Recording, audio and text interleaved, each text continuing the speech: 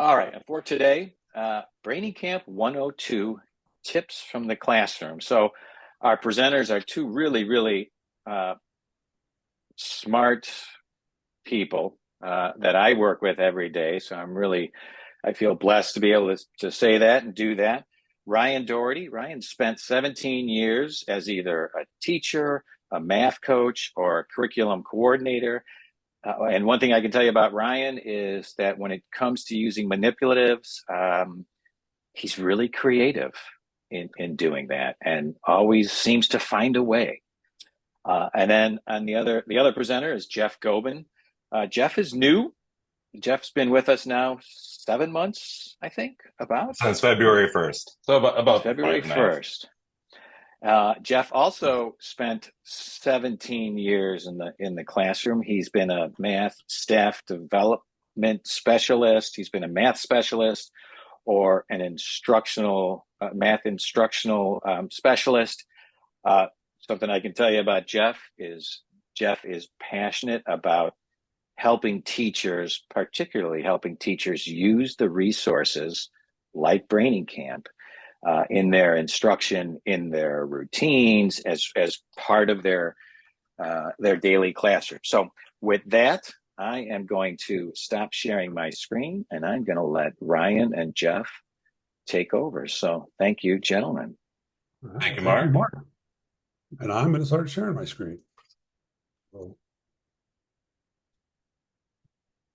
All right. Well, as Mark said, this is Brainingcamp 102. Thank you very much for joining us. This is kind of piggybacking off what we did last week for the Brainingcamp 101.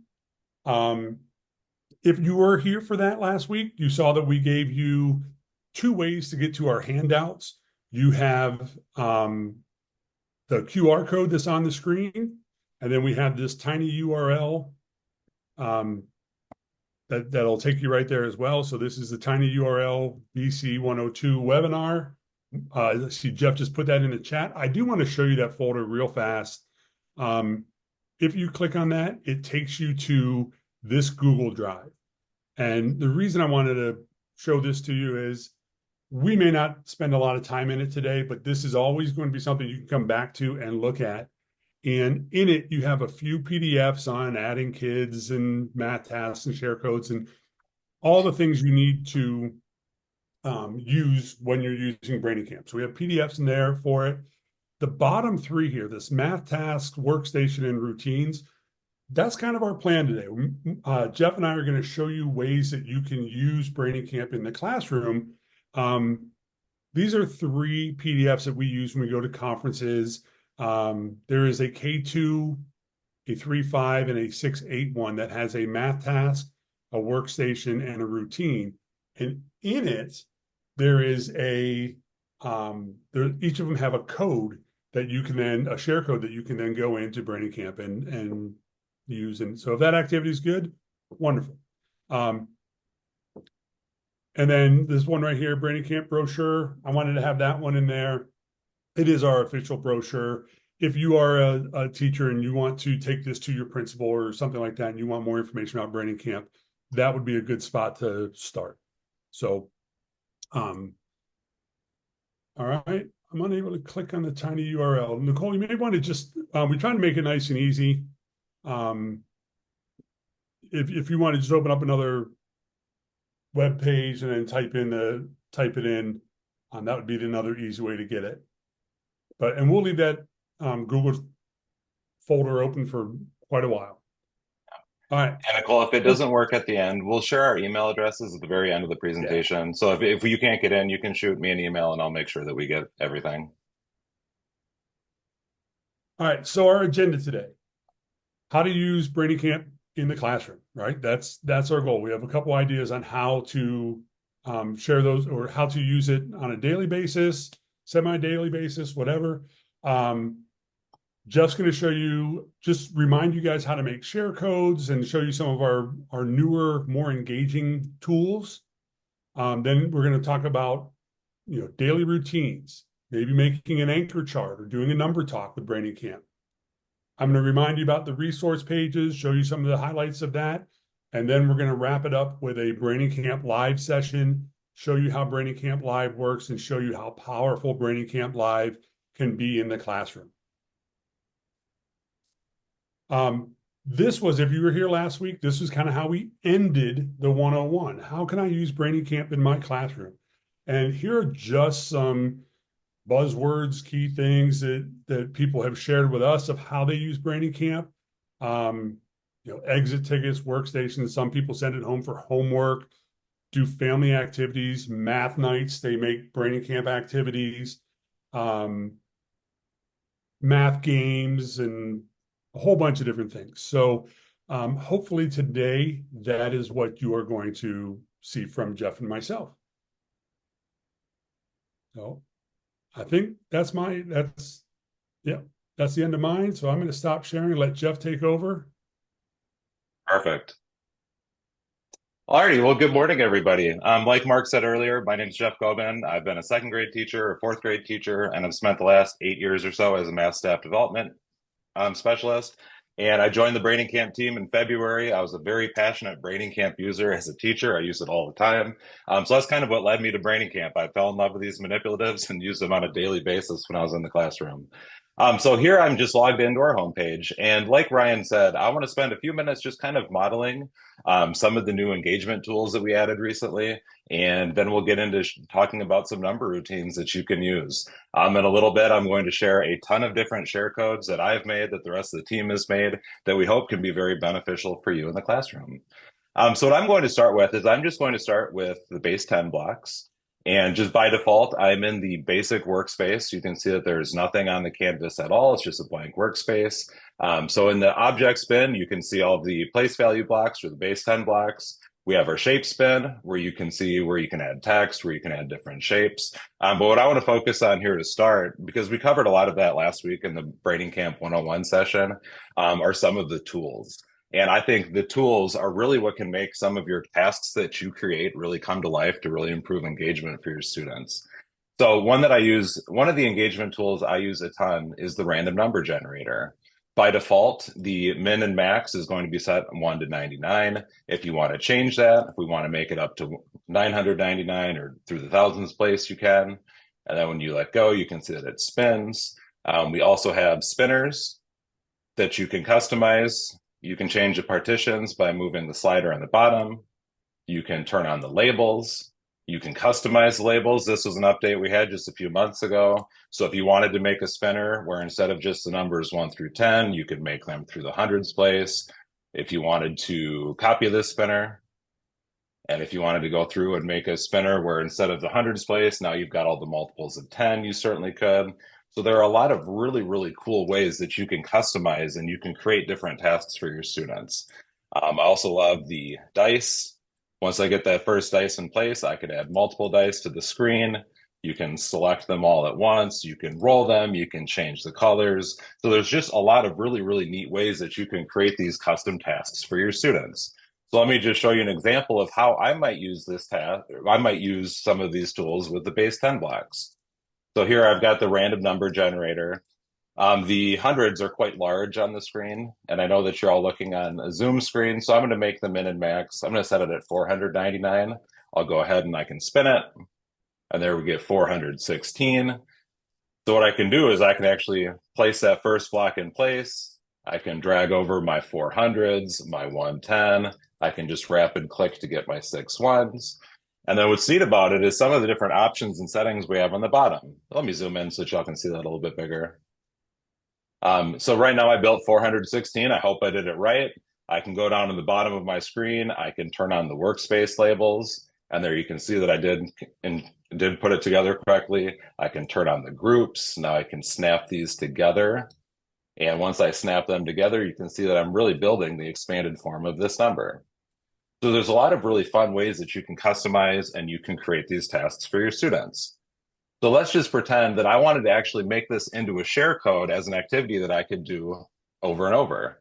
I could add a text box and I could add something like use the base 10 blocks to represent the number. And I can stretch this out. One recommendation, you're going to see that we're going to talk about a couple times a day. If I'm creating a task that is designed for students to use, I always want to make sure that if I've got my text in place, that I lock the item. I could, just in case, because sometimes when students are working, they might bump something, but they might accidentally delete it. But what I just did is I just created a small little task. I could also add a line where if I said, write the number in Word form, write the number in expanded form, we can add whatever we want to the canvas, which is super, super neat. So then what I can do, I'm going to get rid of these base 10 blocks, get rid of them completely. I can click the blue share button, and I'm going to create a share code. And then with the share code, let me make this bigger so that you can see it. I can copy that share code. And if I go back to the Brainingcamp homepage and paste that into the share code box, there you can see that it brings me to the task that I just created. We have the zoom to fit button on the bottom. So anyways, that's just kind of the basics of creating a share code that I flew through really quick. What I want to do now is I want to show you some examples of share codes that I've made and show you a way that you can organize your codes. Because as you can see, what I just created right there, very, very quick, nothing super fancy about that. But when you create these share codes, you want to make sure that you save them in a safe spot so that you can use it again next year with your students. If you want to share it with your coworkers, you certainly can. When you create a share code, some people like to make it like in a Word doc or a Google doc or a spreadsheet. What I started doing a couple of years ago is I like to take all the share codes that I make and put them into a Google slide. So what I do is I come up with a share code, I copy it into this Google slide, I give it a title, and then also when you're in Brainingcamp, you have the option right there with the blue share button, you have the option of copying the image. So if you want to take a screenshot of that exact image that you have on your screen, you certainly can. And that is where I grabbed all these images. Now, like Ryan shared earlier with that tiny URL Google folder, this is in that drive right here. So it's the Brainingcamp 102 share codes. When you open this file up, because we have, over 100 people on this webinar right now, this file is currently locked. So nobody does have editing access. If you would like to use any of these share codes, I just wanted to hook you guys up with a bunch of share codes that you could use. It's kind of a mixture of lower elementary, some middle school stuff with the coordinate graphing. But if you want to use any of these share codes, you are more than welcome to. So right now, because this file is locked, you can go in and you can click make a copy of the entire presentation. That way, if you're a kindergarten teacher and don't want anything to do with multiplication, division, you can delete all those slides, change the background, change the fonts, or whatever you'd like to. I also did include on slide 21, it is completely blank. So if you like this template and you want to continue creating new share codes, there is a blank template that you could duplicate and copy in the share codes. All right, so what I want to do, the share code that I modeled earlier, nothing fancy about that. What I want to do is I want to actually go through and give you an example of a number routine. This one with numbers through 20, this is something that when I created this a few years ago, I really had those kindergarten students and first grade students in mind. So what I'm going to do is I'm just going to copy and paste this code there into the home page. And number routines are just such a great way to encourage math talks in your classroom where you can reinforce skills that you've already practiced, introduce new skills. And it's just a great way that you can, just work on math with your students. And what's nice about this share code is that when I shared this with my kindergarten team when I was back in the classroom earlier last year, this is something that if you save this share code, you could use as a math warm-up every single day, where it's just number of the day through 20. So you start by clicking the randomize button, and there you can see we get 11. So step one is to build the number in 10 frames. And again, once you get that first linking cube in place, you can rapid click. So there's 11. Step two, use two different colored linking cubes to represent on the number line. I'll mix it up. And of course, there's different ways that you could do this. We'll go 6 and 5.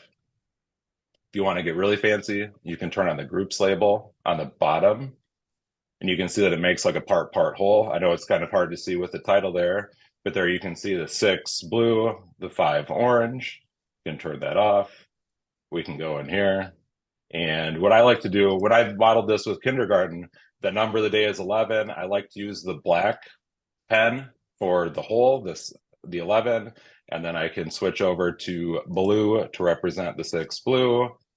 I can switch to orange to represent the 5 orange. And again, what's nice about this, like I said, is this is a task that you could reuse. Next, it says select the spinner until you reach the correct sum. So I can go ahead and select both those spinners. Oh my goodness, I cannot believe that actually happened. Did y'all see that? I just spun 6 and 5. It was a miracle that it happened. And then surprised that actually worked. We can roll the dice. And what's fun about the dice is if you want to, I told the kindergarten teachers when I shared this, you can delete some of the dice. So if you look at those 5 dice that I just spin, do any of you see a combination of dice already on the screen that equal 11? Trying to monitor the chat here. But anyways, of course, we could get rid of these 3 dice.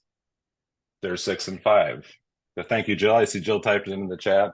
But it's just kind of a fun activity that you can do with your students. And what's nice about this, if you were to click refresh on your screen, it just brings it back to the current state. So if this is something that you wanted to bookmark, you certainly can. There's one more little number routine that I want to share really quick, and then Ryan's going to do some more number talks and an anchor chart. So there's one more. So this was on slide 2, if you ever want to use this number of the day. Because that was more based for kindergarten and 1st grade, I wanted to do one that's more appropriate for the upper elementary grades, maybe 4th and 5th grade. This is one that I really wish I had access to when I was back in the classroom. The customizable spinners, like I modeled briefly earlier, I absolutely love. This is one, I know that in Texas, where I taught, fraction and decimal equivalence is a huge, huge standard, right? So on this one, it says spin both spinners. So I'm going to highlight both these spinners. I love the new decimal grids. The customizable spinners are awesome. So here you can see that we spun 4 tenths and 3 hundredths, and it says use the base 10 blocks to represent the tenths and hundredths in the grid. And of course, the orange is representing 1 whole. So I can drag that over. I could rapid tap, or what's cool about the base 10 blocks in the grid is you could stretch that out. So there, of course, we see our 400th. Next, I'm going to grab my tenths. I'm going to stretch that out there as well. I see a question in the chat. How do you recommend checking these for every student? Okay, so on an activity like this, for the number talks or the routines that I'm modeling right now, sometimes this is something that a teacher could do whole group and everybody could participate. The students could be working on this on their screen.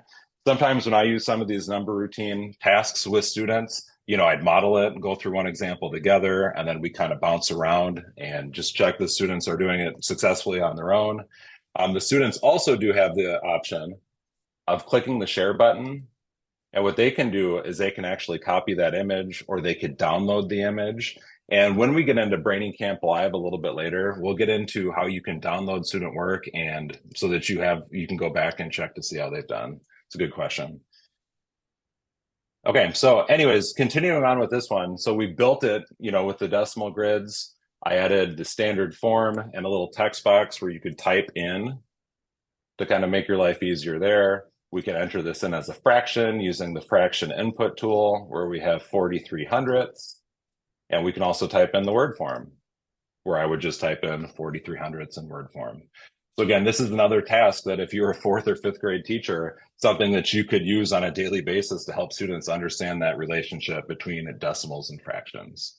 All right, so I'm going to stop sharing my screen and turn it over to Ryan, and so you can get into the anchor charts and the math talks. All right, thank you, Jeff.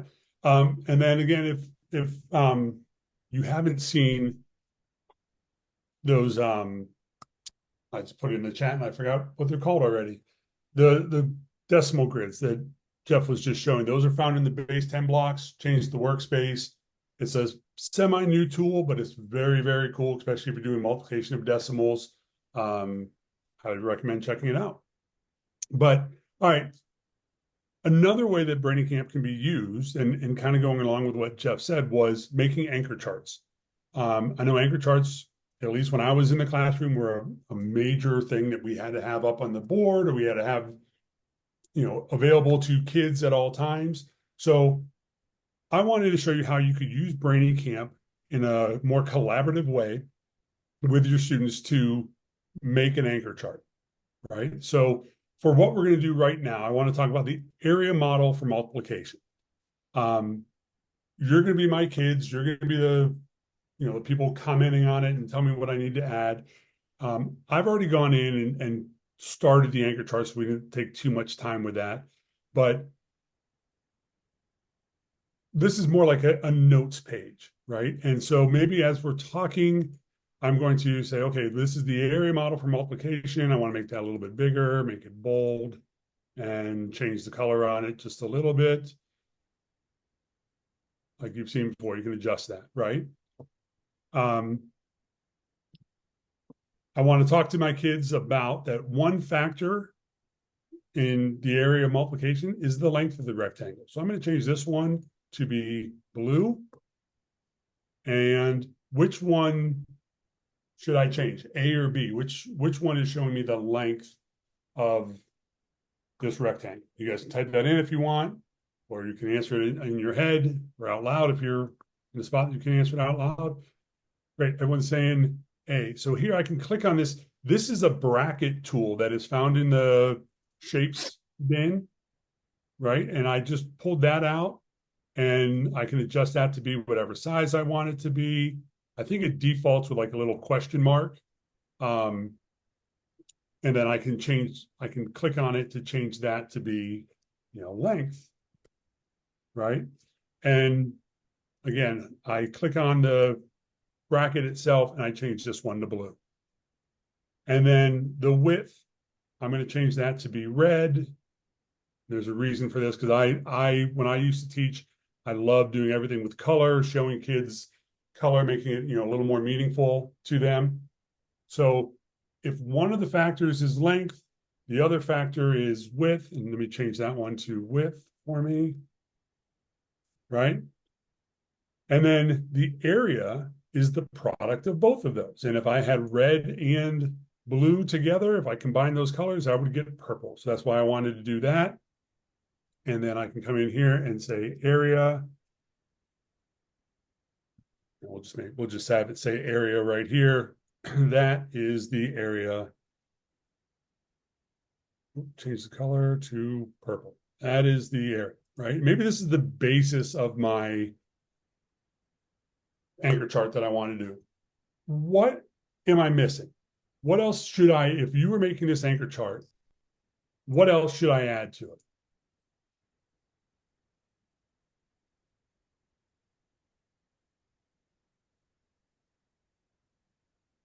Oh, length times width, grid lines, okay.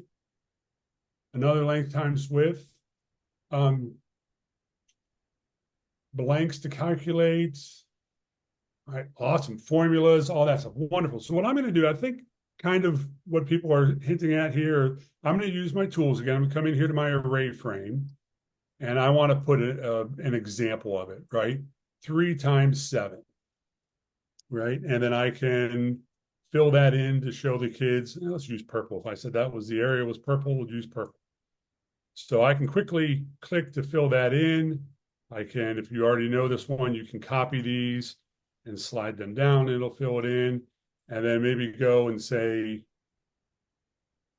7 times 3 equals 21. And even we'll do length times width equals area, right? So working with your kids, you can design the page to look however you want. And it's a note page, it's an anchor chart that you can come back to and look at. So like Jeff shared with you, is once you have this right, if this is how we want our anchor chart to look, all I need to do is come up here to the share button, and I'm going to hit share code because this is one that you guys made with me. So I'm going to put that in the chat. So if you ever want to come back to this one, you can. I could also copy that image and put it onto a Word document that I can share with the kids. I can download the image onto my computer and print it up and put it up on, on a wall. If I wanted to, I could even copy this URL and put that in an email to my parents. Hey, parents, today we talked about the area model multiplication. Here's an anchor chart we made. Have your kids tell you about it. The kids go in, click on that link, pull it up, and have a discussion with their parents about the anchor chart that they made. Right. So once you have it set, once you have that anchor chart the way you want it, there's multiple ways that you can share it back with your kids, share it with parents, share it with fellow teachers. Even if you're working planning and you're working with your other teammates and you're like, what do I need to have on my anchor chart for area model? You can all build that on Brainingcamp, print up a copy, and then I printed that up, because I wanted to know how it was going to look for today. Print that up, and then even if I'm going to use a giant piece of paper, chart paper, I at least know the important things I want to have on there, right? So using Brainingcamp as a way to take notes or share notes or communicate with more people is a really super easy way to do that. And then you all have the same one. All right, looks like some people are asking about webinars. Yes, this is being recorded. If you're having any issues, I'll show you where that is after this next activity here. I'll show you where you can find that. And I believe this one should be up early next week. Normally we do them within 24 hours or 48 hours, but I believe this one is going to take just a little bit longer due to someone being on vacation. The second thing I want to show you is another way that you can use Brainingcamp in the classroom. And I know number talks have been more and more frequent in the classroom. And so you can use, when you're doing number talks, you can use Brainingcamp to show the students thinking, or you can do what I did here. I created this code, and I want to come back to this every day, every couple of days for the week, so I can easily talk about, is this fraction closer to 0, 1/2, or 1? And we're just doing estimation skills right now. So what I've done was put 3 fractions here, and then I've covered them up so we can look at them one at a time. So the very first one I want to look at is 5/8. All right, so this is audience participation time, right? So in the chat, is 5/8 closer to 0, to 1/2, or 1? Now, when I do number talks, just getting the answer isn't enough, right? Not famous line, but a line from a song that I love is, a question ain't really a question if you know the answer to. I know the answer to this is 1/2, right? It is closer to 1/2. And everyone putting in 1/2, thank you. You guys were wonderful. I love it. But what I don't know is, how do you know? How do you know it is closer to 1/2? That's what I love to see. Awesome. All right, I'm going to try to pick up a couple of these. 1/2 because 4/8 is closer to 5/8, closer to 1/2, but on the right side. I love that one, Julie. Half because 4/8 is half, so 5/8 is 1/8 away from 1/2. Awesome, right? Look at all the ways that people are describing it in there. And you can take what your students are saying and then build it. So I'm going to try to, there was that one that someone said 5/8. We know that 4/8 is 1/2, and 5/8 is only 1 away from the 1/2. So we know that it's going to be closer to 1/2, right? Awesome. All right, that's a great start to our number talk. So we know this one is 1/2. Let's move on to the second one. Here we have 2/10. All right, so 2/10. Is that closer to 0, 1/2, or 1? And why do you think that? All right, because again, just telling me the answer isn't enough. I need to know the thinking behind it. I need to know your logic of why you feel that is. Okay, I'm still seeing the halves.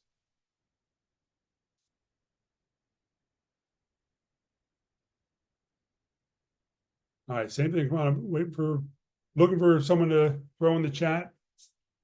There we go. You're saying 0, 2/10 is equal to 1/5. Oh, I love that one. 2/10 is equal to 1/5. Sorry, let's double check that one. 2/10 is equal to 1/5. That's perfect. That's great. If 10/10 is the whole, 0/10 is 0, and 5/10 is half, 2/10 would be closer. Yeah. Again, I think what the person is saying, like, all right, this is half, 5/10 is half, and 2/10 is smaller than that, right? So we know it has to be closer to 0 than it would be to half. 2 is low compared to 10. That's a great example, right?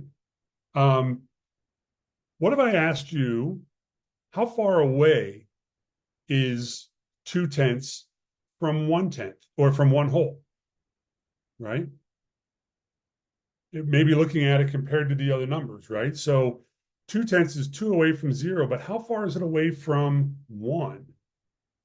8/10, right? So let's add 8/10 to it. But I want to show that these 8/10, and I'm going to grab those 8/10 and turn off the fill because those aren't there, right? So it's 2/10 away from 0, but 8/10 away from 1. So that can't be the answer, right? And again, in a classroom, and we can represent, if I had time, if we were live and we had more, face to face, and we had more time to do this, I could represent all your things, or the kids could represent their thinking. Last one, little trickier. 8/24. All right.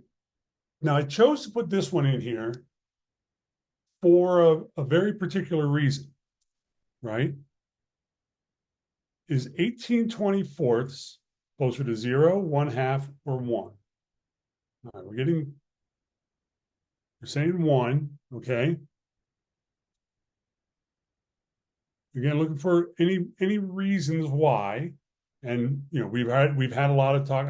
I'm sure we're going to see a lot of, well, 12/24 would be half, and 18 is more, right? That's wonderful. But here's the problem with this question. I don't have 24ths.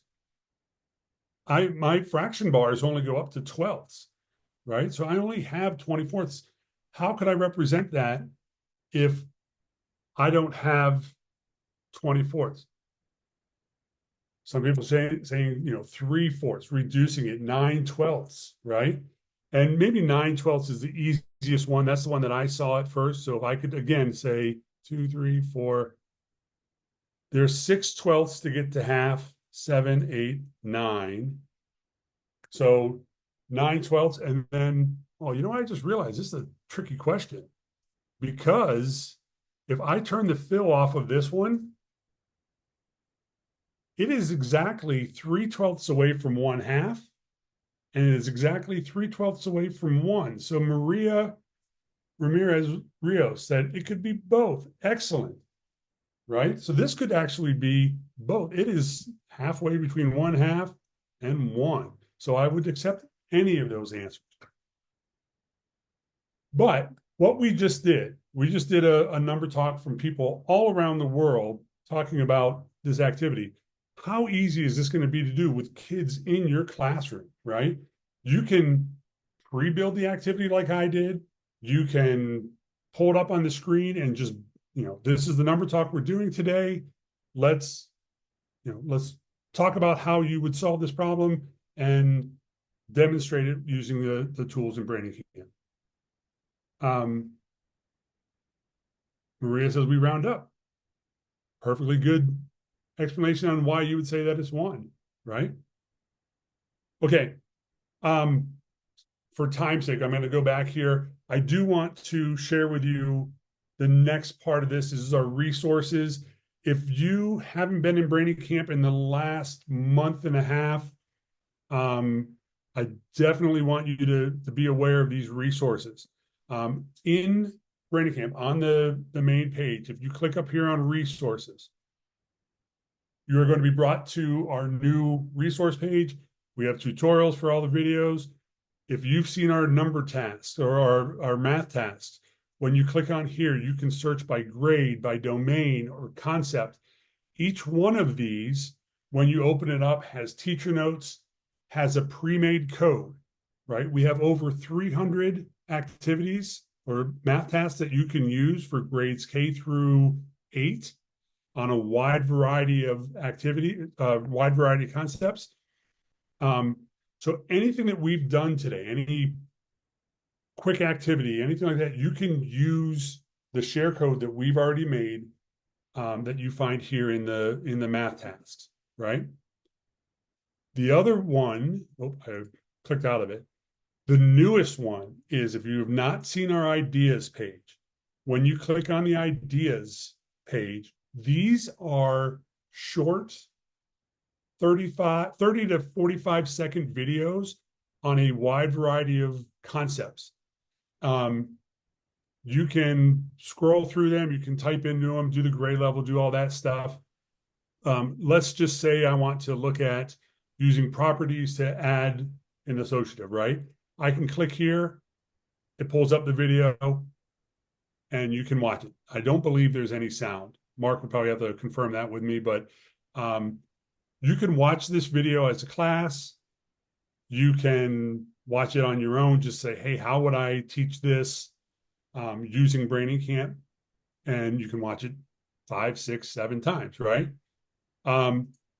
If you like this activity and you want to make it part of your teacher notes, this little button right here, this little arrow pointing up in the corner, will actually open it up in a web page, and then you can share this with your kids. You can share it with other teachers. You can put it into a presentation if you want to do that. The last thing with that is we also added, we had to make this page, right? And we want to come back to it and edit and make sure we had it right. So we had a share code for it.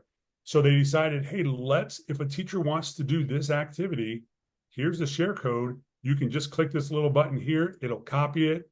You go back into Brainingcamp, enter in that share code, and you have a page here that you can share with your kids, or use it in the classroom, or use it for a number talk, or use it for whatever you want. All right, I think we're running a little bit long, but I want to hand it back over to Jeff because he's going to do Brainingcamp live. And if you haven't seen that, it is a fabulous tool that'll probably tie all this together. Awesome. Thank you, Ryan. Let me go ahead and share my screen here. Okay, so not sure how many of you have used Brainingcamp Live. This is one of my favorite features. We had it a few years back. And this is something that, was really a game changer when COVID during distance learning, but this is something that you can still use. I use it in the classroom back January when I was still working as a teacher. But what I want to do is I shared the Google slide deck of all these different share codes. And I'm going to start by using this one here with using the Cuisenaire rods to practice making 10, 9, 8, 7, 6. So I just copied that share code. Let me go ahead and paste it in. And in just a minute, I'm going to show everybody the steps so that we can all be connected. So on this task, you can see that we are using the Cuisenaire rods. And one thing that I didn't mention earlier that I really wanted to make sure that we pointed out, within each of the different manipulatives, all 17 of them have their own unique workspaces. I was modeling earlier, I was just on the basic workspace where it is a completely blank canvas. I'm going to go back to the whole numbers. So we have the whole numbers where you can see that all the Cuisenaire rods now have numbers on them. We can switch that over to decimals and you can see they're labeled there. So I highly encourage y'all to go in and explore some of the different workspaces. I love the place value discs, the comparing space, the subtraction space, so many awesome workspaces that you can use. So on this activity, what you're doing is you are dragging over the Cuisenaire rods to show different ways to make these numbers. Now, when I've done this activity with students in the past, some students, of course, are very methodical, where they start with 9 plus 1 and go 8 plus 2, and so on. Other students might choose to use more than 2 different rods to show their different add-ins. Some kids might get creative and try and use multiplication, 5 times 2, however. But what we're going to do is I'm going to share a code here in just a minute so that you can all log in and you can be connected.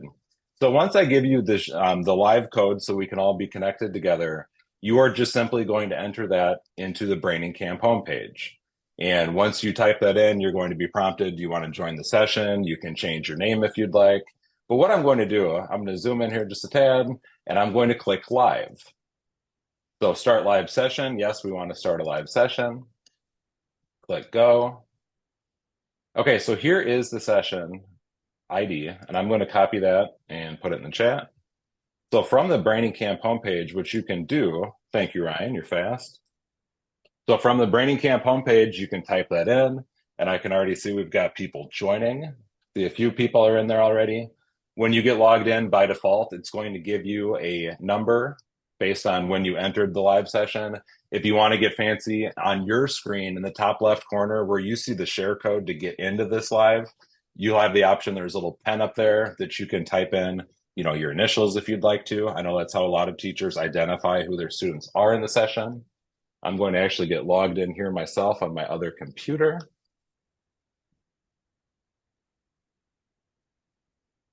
So let everybody get logged in. We'll start our live session here in just a second.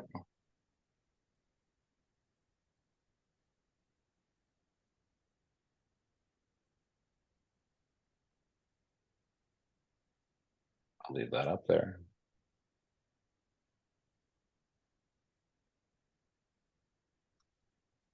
So what's cool about as people are getting logged in here, whoa. Sorry, just bumped something on my computer. As you get logged in, we can see that all the students are joining. And what I'm going to do, we've got this code in the chat. I'm just going to copy it in there one more time, just in case people didn't see it the first time. I'm going to leave that in there. But what's really neat about this is you can see that all of us are connected, all of you that have joined. And what I can do is I can expand my screen. I can see all of the students that are logged in. I can see some students are already working. One of my favorite features about Brainingcamp Live is we all know that if the students are working on their task right now, and I want to get everybody's attention, it's kind of hard to talk when everybody's working on their screen. So what I can do, because I'm the host of this live session, I can click lock, and then all of your workspaces are locked. So that if I wanted to say, okay, I really like how student 3 has gone in and they have started showing different ways to make 10, we can pull their screen up. So I'm going to unlock everybody's screen again and just give you some time that you can explore. Andrew's saying the code is not valid. Was there anybody else that was having some issues with the code? I see we've got 19. Yeah, I was as well. Oh, you're having issues too? Mm-hmm. Oh, that's strange. weird. That's something we see very often. Let me see if it's working on mine. Jeff, go to the on your screen, on your teacher screen, click on the little eye there, or the next to the code, the little information button. Yeah. There you go. Copy the code and then put that in the chat. Maybe that, I don't know, I'm wondering if we flip the number or something like that. But all right, well, that's really weird. Got a video. All right, so I think what might be happening here, we're aware of this issue, is that with a lot of things on the screen, sometimes it makes it hard for Brainingcamp Live to get everybody connected. There's a lot of data that's coming from all over the place. That is fixed. It is being tested right now to make sure that fix works. And in the next couple of days, it will be updated. I believe next Friday is the plan for that. If you're having trouble logging in, for now, just watch Jeff's screen and we'll get this all fixed. Sounds good. And I see somebody saying that when they join in, it's asking them to watch a video. And I just tried it on my personal computer and I had the same issue. I was just testing Brainingcamp Live yesterday with my own 2 children at home just to make sure everything was good. So that's a weird glitch that I've never ran into before. But anyways, like we were saying, what's so neat about Brainingcamp Live is that you have the ability to look at everybody's screen. Now, again, of course, I don't know who all of you are, but let's just pretend, oh my goodness, look at student number 4, right? Now, a lot of you have fantastic workup. So student number 4, what I can do is I can open student 4's work. And then I can see all of the work that he or she did on their screen. If I wanted to, I could draw a little star, I could draw a smiley face, I could send them a message. And now that I drew this beautiful star on this person's screen, I can click push. And within a second or two, that person should see my beautiful star pop up. I can also go through each student and I can give them thumbs up, hearts, and smiles. There's a lot of really, really neat features. It's too bad that we're having some tech issues here. You also have the ability to send a message to everybody. So let's pretend that we're wrapping things up. I could say 5 more minutes and click send. And then within a second or two, all of you will get that message pop up on your screen. Is there a Brainingcamp code to redeem? I'll throw that in the chat real quick. But it's a really, really neat feature because you can have all of the students connected to you. You can provide feedback to them. If you wanted to open up a screen and have a math talk, where you could say, okay, look at all the ways that student number 15 showed 9. And it's just neat because you can show the different ways. Another thing, and again, it's too bad that we're having some tech issues. That's a problem we haven't ran into before. Back in the spring, we did some live sessions with some folks in Ontario where we were connected to 80 to 100 students. Super, super fun. I can't explain why we're having the issues today. But another feature about Brainingcamp Live that we really, really like is now that most of us are connected, again, got the tech issues. If, I'm working on a class and the 22 of us have finished this making 10 activity, what I can do is because we're connected already, if I wanted to dig through my folder of all of the different share codes that I've made, let's just say that I want to try this equivalent fractions code. What I can do is I can copy and paste this code, and back from the Brainingcamp live screen, what I can actually do is I can click open and I can paste in that code that I just had. And then my screen, I'm gonna start by just replacing the screen for me. So you can see that my screen looks like this. We're using the fraction tiles to model equivalent fractions. So we see that 1/2 is equivalent to 2/4. I could drag over my 3/6. I can type in the numerator and denominator here.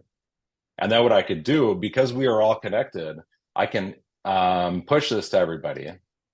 So I'm going to send my workspace to everyone.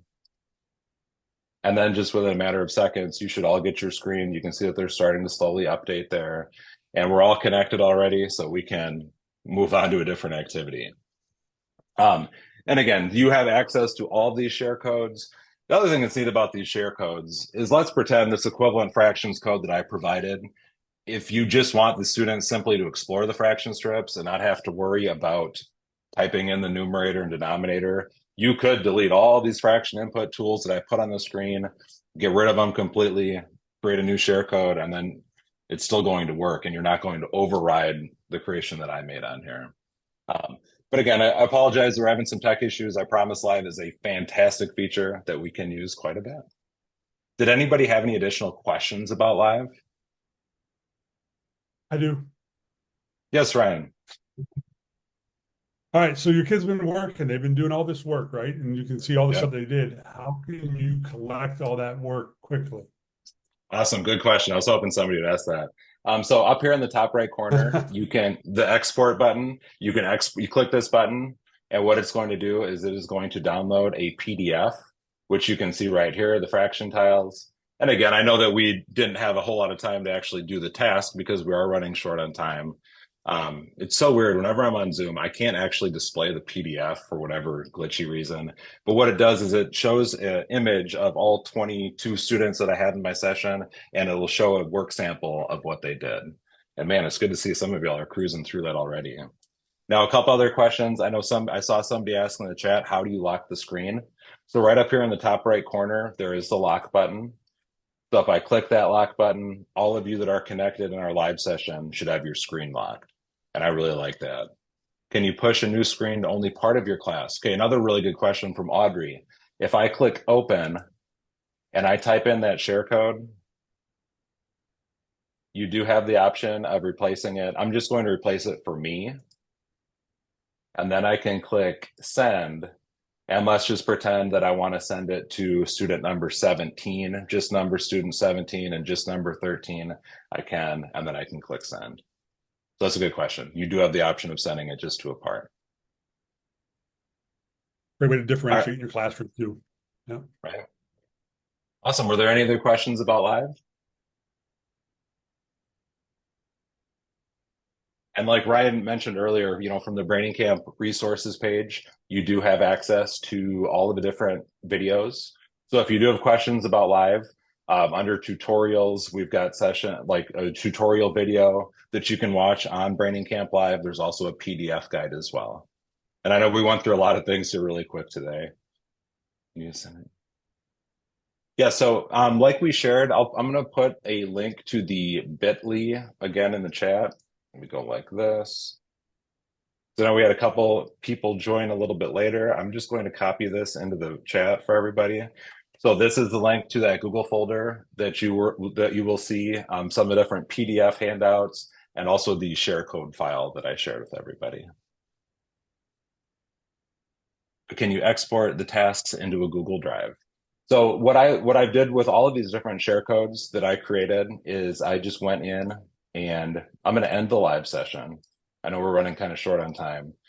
So I ended the live session. And so when you've got a screen open, you can click share and you can copy that image if you want to put it into a Google Doc or a Google folder.